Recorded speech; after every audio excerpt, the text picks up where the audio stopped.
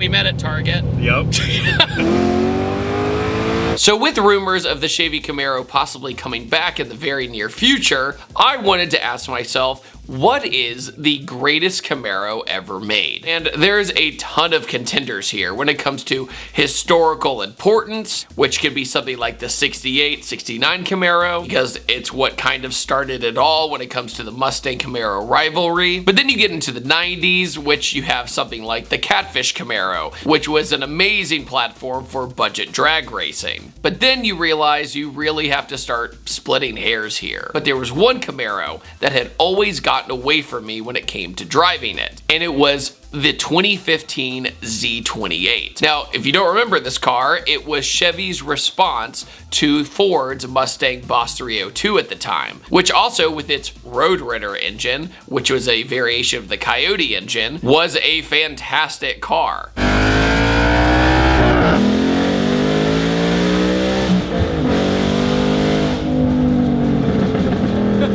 Chevy came out swinging with the Z28. Massive braking power, massive tires all the way around, and my favorite feature, the LS7. The LS7 was the same motor that was used in the legendary C6 Z06. So my question was, what happens when you put that motor in the Camaro with big freaking tires? Is the 2015 Z28 the most raw, visceral, engaging Camaro that's ever been built? Let's talk about it right after a word from today's sponsor. This video is brought to you by American Financing. Summertime expenses in 2026 are stacking up faster than ever. For those pricey family vacations and record gas prices to looming tuition and camp fees. To many of us, the only option we feel like we have is swiping that credit card, leaving you trapped in a cycle of high interest debt. American Financing has a way out. This isn't about shortcuts. It's a real strategic plan to reset your finances and reclaim your budget. At American Financing, they specialize in creating plans tailored specifically to your goals. They take a look at your current debt and show you exactly how your home's equity could work smarter for you. Imagine rolling that high interest debt into one manageable monthly payment. There are no upfront fees and zero pressure. Just honest advice from salary-based consultants. And on average, their customers save up to $800 a month. And that's some real breathing room. Start today and you may be able to delay even 2 mortgage payments. American Financing, home for home loans. At 866-890-4844. That's 866-890-4844 or AmericanFinancing.net/DudeinBlue. Sir, introduce yourself. Hi, my name's Cliff. I'm the owner of this 2014 Z28. We met at Target. Yep. And now we're filming a car review. Literally yesterday evening. I've been traveling like crazy, as he knows now. And then I literally was out of shirts. So I went to Target just to grab a t-shirt. And then he was like, damn it! And I was like, that can't be for me. You want to see my car? So that's a much condensed version. But yeah, we got to know each other a little bit. And we were just like, you know what? Screw it. Let's do it. I have a flight tomorrow, but let's make it work. So you have a 2014 Camaro Z28. Yep. Which I think a lot of people sleep on because it has the LS7, which if people don't know, LS7, Big Mom, sorry. Oh, LS7 right. was what, nice, is what was on the, in the Corvette C6 Z06, which we all know at the time was one of the baddest cars around. I mean, you could run 10s in those things with just bolt-ons in like 2009, which is pretty insane. But you had kind of a checklist of a car you wanted. So you said you wanted something that was a muscle car, a modern muscle car, that was naturally aspirated, that handled well, and I think you nailed it. Oh, I mean, yeah, 100%. So can you explain the motor setup and also why you actually changed some of the bottom end? Because I find that really interesting. This is, of course, you know, it's LS7 based. This is the only other GM car to have an LS7. Yeah. This motor is pretty much completely built. Now, this was originally a 427. It's now a 442 stroker. You know, when a lot of people think of LS7, they think of the valves being the issue. That was a very common thing. But what a lot of people don't know about the LS7s, you know, the cool thing is that they're titanium rods. But that's actually... Which on paper sounds awesome. It is, and it's really cool. However, there's an issue with titanium rods, and this is something that you don't really see a lot in like the muscle car scene. You'll see it more in the exotics. Titanium rods, you have a coating that gets applied to them because titanium, while it's really tensile, it's surface brittle. So over time, you know, in between the rods, where the rods connect to the crankshaft, they can kind of rub away that coating. It could happen at 20,000, it can happen at 150. There's guys who have never had an issue, there's guys who've had an issue right out the box. So for me, you know, I had to get in there anyways because this thing ended up getting rod knock, unfortunately. I thought, you know what, I wanted a stroker anyways. I wanted a steel bottom end. This one's rated for 1200. Right now it makes about 600 wheel. It makes exactly 600 Oh, that's wheel. awesome, man. Exactly 600 so wheel. So you don't have to like bribe people that it's 598 or it's 601. My also God. Dry sump on it as well. I never thought about that. Yeah, it's dry sump. So you can push this thing around a corner. And it won't slosh around. And it takes 10.5 quarts of oil. Oh, it don't, which is what? ridiculous. That's more than like an E92 M3. Yep. You know, that's what I always think of, like high oil count, you know?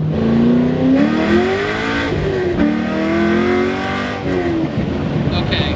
And what a lot of people have told me is, you know, for what this car can do, it's really not scary. No. It feels very well maintained, and it's... Dude, the braking. Yep. Oh, that's a deer. Good thing we got good brakes. That's right. Thank you, GM, for that. But you can really push this through a corner. Oh, dude, okay. So the front tires are so big that if you're on a back road with any divot or any back, you know, anything, it pulls you around. Yep. Dude, second is money. It's awesome. Money. You don't get scared either. No, I'm having a nice time, and as long as you're not dumb, you know what I mean? Oh, like, yeah, 100%. You can definitely see if somebody got a little too over cocky. But we're just having a nice time and getting on it every now and then. Literally, I can just kind of put it around, scoop it around. Golly, that feels good. Yeah. That turn-in feels really good.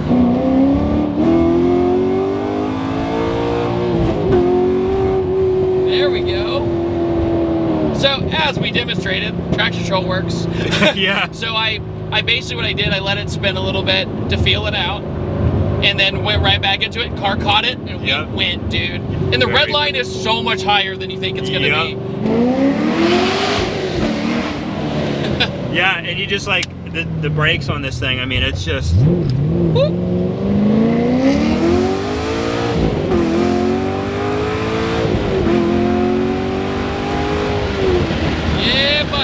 This thing rocks.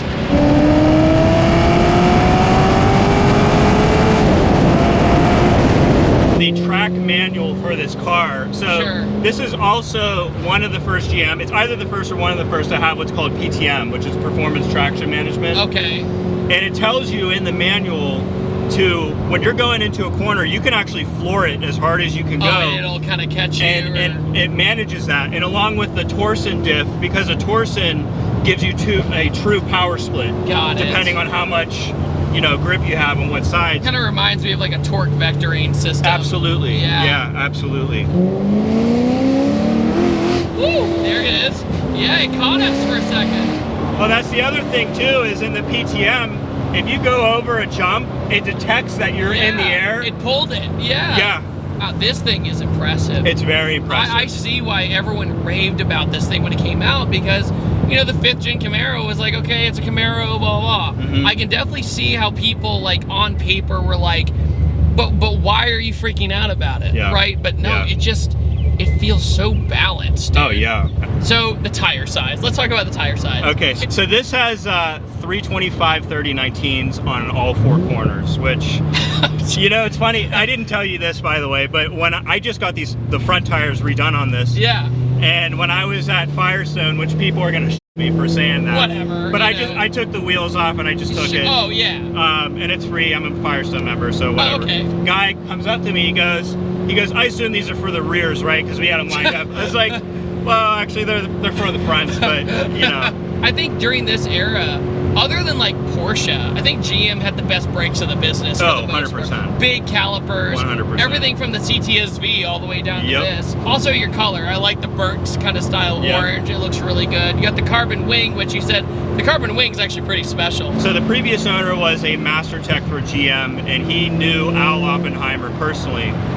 And apparently, the ZL1 wing that came on the 6th gen was originally going to go on the Z28, and what happened is GM kind of ditched that at the last minute because they went with the carbon ceramics, which were like $10,000. Right. But the wing that's on this specific car was the prototype wing that they used on the Z28s. I think this Z28 and also the next gen ZL1, I think they're my favorite Camaros. Yeah. I think the styling is just extreme enough, and then after that, they did the Mustache Man. You know, the one with the weird. Yeah, I just the wasn't 2019 was not with the fan. Chevy bow tie in the middle. Was not a fan of yeah, that. and those are ironically rare now. Yeah, I know, because nobody wanted it. Yeah. The turn-in is wonderful.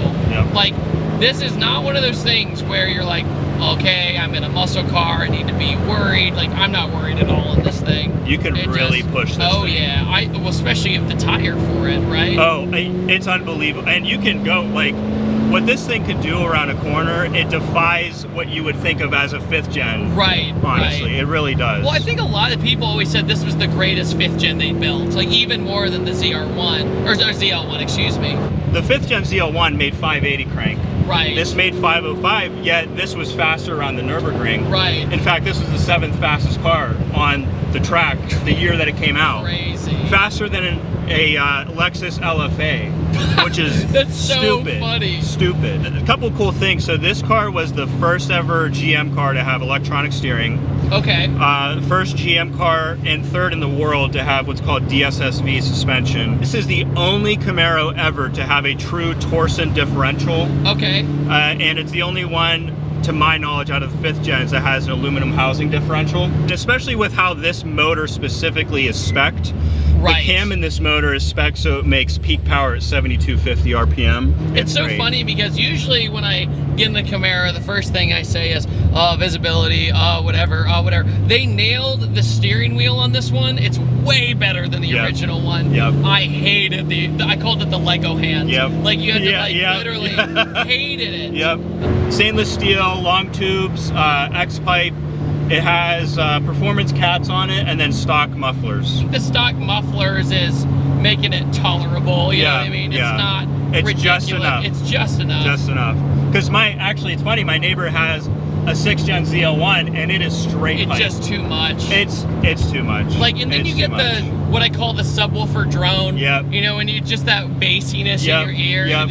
You go, wow, my car's so cool, question mark. Look, I like natural aspiration. I always have. Like, it is fun having a crazy batshit supercharged car, but for just daily driving and having fun, it is hard to be like a punchy, torquey in a V8, man. Yep. So, I gotta ask, is there anything that you don't like about it? Sorry. Oh, you're all right. What don't I like about it? That. Yeah. That I don't.